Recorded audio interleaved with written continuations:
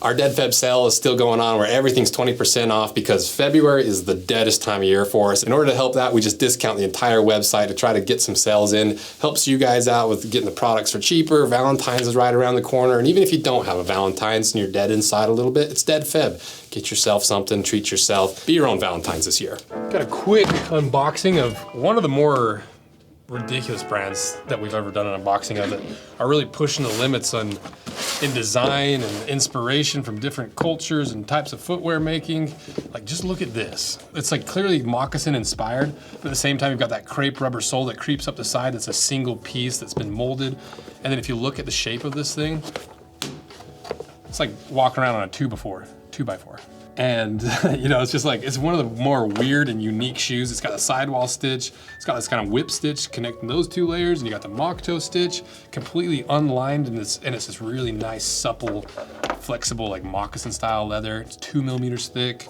You got this classic, you got the classic apron of a moccasin. Like, these are just unique shoes, and I love them.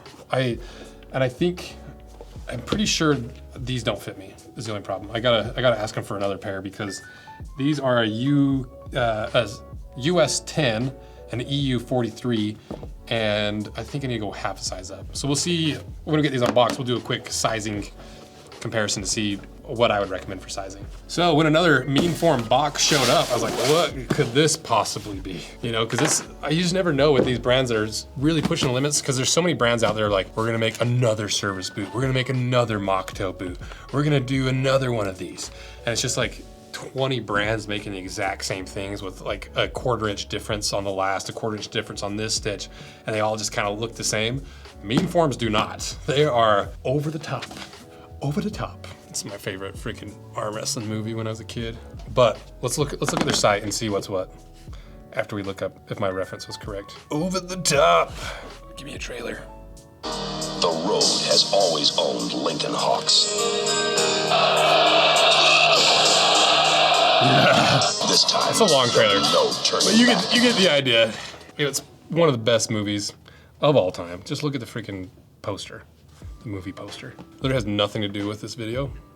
So let's go to Meanforme site. Okay, let's go to the about page, because I've since forgotten literally everything since I did the last video. It's hard to remember. Born in the city of Manchester, England, Meanforme is dedicated to the crafting unique, very well-made footwear. Our passionate team brings together decades of experience in footwear design, engineering, and manufacturing.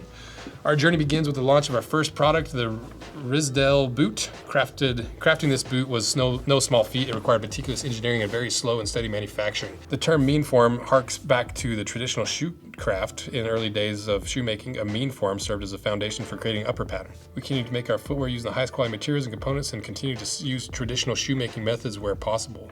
The traditional approach to our shoe making starts with our hand-engineered Meanforme and the shoe patterns hand-cut for it. I want to hear kind of like a positioning statement, like we're Meanforme and this is what we do. So pretty cool. Let's just look through. Let's peruse what they got. So you can see they've just got like, look at the difference in like the different materials they use. You know, they're not cheap. $350, almost $500. So pretty unique, right? So then what do we got? What do we got here? What is this? Let me grab one of the Landers over here. Got the Lander, I think it's the Lander 3 and the Lander 5. The Lander 5 is just always on my desk, so I use it a lot. Because it's a $30, it's like, what did they say it was? Like the ultimate first EDC knife or something. It's $30, 2.2 inch blade, which is longer than it sounds, and $30. So if you lose all your knives like I do, you don't beat yourself up quite as bad when you lose a $30 knife. That was completely unnecessary for this unboxing. So we start with this. Then what is this? Let's find out. Woo, whoa, look at that. That is quite the shoe. What the heck? I also like the butcher paper they put them in. Like it's waxed butcher paper. Got the Meanforme duster bags. This thing is weird. Look at that. That is a very unique shoe. So what's going on here? So we got a mock toe, right? So there's clearly a mock toe stitch there. It doesn't look like it's got the full wrap under crepe sole because you've got this Vibram Moreflex sole. And it's just a single layer. No heel on it, no wedge. I like that. Then it's clearly got a sidewall stitch, but does the sidewall stitch go all the way through? Yes, it does. What about the insole? Is it the same shape? So it's a slightly different shape, a little more tapered, looks like, if I lay these over top of each other. You know, you lose a little bit of width on this one. Got a padded collar. If I look down inside, it's strobel stitched. So is this one. So I don't think either of these are a true moccasin where the leather wraps all the way underneath. I think the leather, looks like, I haven't cut it in half, but it looks like the leather stops at that strobel stitch. I don't know for sure, maybe it keeps wrapping under, but I doubt it. So does this rubber basically act as the foxing tape? Is that the idea? Because then what's underneath of it? I have no idea how the shoe is made. And it does have some semblance of a lining on the inside. I don't feel any lining in the forefoot, no lining through the midfoot. And then at the heel, you do have a partial skeleton lining at the heel where you've got the lining basically acts as the counter and then up to this padded collar. And then instead of a traditional counter, you've got like a pinch counter here where the two pieces of leather butt up together. Yeah, this shoe is strange, like in a good way. I like weird, unique, like boundary pushing stuff. You know, there's so many, like I said in the beginning, there's so many brands that just do the same thing over and over and over. There's brands that just like, oh, that brand had success doing that. Let's make the exact same thing so we could have success. And then they're like, why didn't we have any success? We did the exact same thing those guys did. And it's like, that's not how business works. That's not how products work. You gotta innovate. You gotta push the limit. You gotta find new ways to solve those old problems. Because if you just copy what everyone else is doing, you're probably gonna get the same results, but worse than what everyone else is getting. Because you're just riding coattails. And this is far from riding coattails. I'm trying to even think of like another shoe that's even close to this in looks. Like maybe like the Jim Green Ranger boot, like the African Ranger. You know, it's got a little padded collar, but it's not a mock toe. Yeah, and they're built very differently. Those are a stitch down where this is like a strobel sidewall. I don't know how it's built. Product update with the boot breakers. So, after some feedback from you guys, this was our original boot breaker material, just some veg tan, but it's a little too smooth on top. We decided to go with slightly adjusted leather where we got a little bit of a buff top. So come on over here. Now you can see the difference between the old 5mm versus the new. And the nice thing about these is they take up room inside your boots. So if you got a boot that's too big or you want a shoe that feels more like a true heritage boot, you just throw one of these in there and it solves all your problems. They don't stink to this veg tan. Don't forget we also have our regular foam boot breakers with the big thick mattresses in the green, the medium thickness in the blue, and the OG boot breakers at 2mm. These are the ones that really started this whole thing, where we just made a little insole you can slide in any heritage boot without changing the size. It's just 2mm thick. Give you a little bit of squish, help you break in the boots, and you can keep them in the boots if you want. That's where the whole name boot breaker came from. So that's it for the product update. Product update. So what is this shoe? Let's go to the info. This is the Binley Chukka in desert sand. I got it in US 11, EU 44, so that'll be a good comparison, because I think the 43 is just a little small on me. Okay, $420 US. Oh, they're all sold out of the desert, the one I have right here. Okay, what is this? Men's suede 6 eyelet lightweight chukka. I wish they would kind of give some context to what this shoe is and what's its intended purpose is and why it's designed the way it is. Because right now, if I scroll through all the photos, you know, there's not really any info. Oh, look, we can glean a little information here. It clearly doesn't wrap underneath, so it's still a true strobel from that. Hand sewn. Oh, I want to see. I want to know if that's a layer underneath there, because maybe it's the same as this, where it actually does wrap under, but they've sanded it flat. All right, we got to cheat. Usually we don't do any dissecting on Rose Anvil 2, but I need to. I got to figure this out. It's driving me nuts. Like, I want to know what this is. Why is it designed the way it is? What is it for? What is the inspiration? Looks like it's got really good reviews. So do that, Meanforme.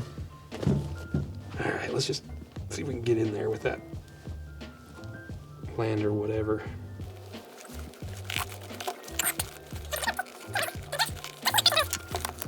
It's like the outsole goes up into the foxing.